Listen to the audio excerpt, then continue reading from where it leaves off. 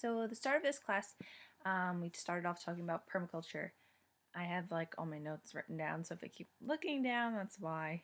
And the doctor had us discuss what is permaculture. Like, what do you think it is? I've actually kind of heard of it. I took an environmental science class in high school, so I could relate off of that. I knew perma means like change, and obviously culture is culture.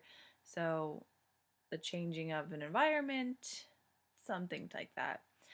Being able to watch the clips of the videos of the people who live in New York City and have huge, ginormous, basically like walking in your backyard and being able to pick fruit and vegetables and anything you could basically live off of without having to go to a food store was really cool. Um, I live in an area where there's tons and tons of apple orchards. I live in an area where there's tons and tons of corn farms, I guess you could call them. I also live in an area where people can grow stuff in their backyard. Um, but I think it was really cool to actually see people living that way and being able to see the changes in how they acted as like a community rather than like I'm going to the food store and I need this, this, this, and this. It was like, hey, you have tomatoes over there and I have lettuce. Do you want to trade or do you want to help me so we can use like a co-op situation so we can work together and everyone in the community can have this awesome fruit? I thought that was really cool. It showed people coming together, being able to work towards one idea. Also, really cool, we got introduced to our Arduinos. If I keep saying it wrong, I apologize.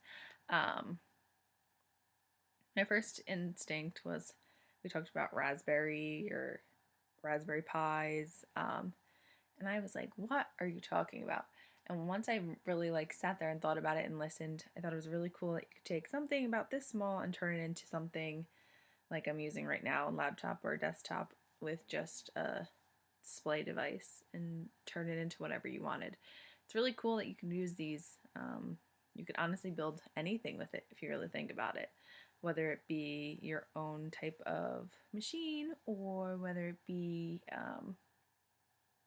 a semi robot that functions with the internet. I just think that was really cool. Um, let's see. Also, we were able to uh, play with the Arduino, kind of go online, see how it actually works. And I was very, very intrigued as to how it actually worked. But that's like my little overview of what we did in class. How this kind of relates to Sapiens or our Bible is that obviously throughout this entire book there's change. Change is inevitable. Watching this little section of New York City or a little section of groups make change just shows that it is possible. Whether it be to build basically a grocery store outside your house or to live off of things that are only in your yard. And then change is inevitable with Arduinos because you can build what you want and use your imagination. And I think that's just really what counts. But yeah, thanks for listening.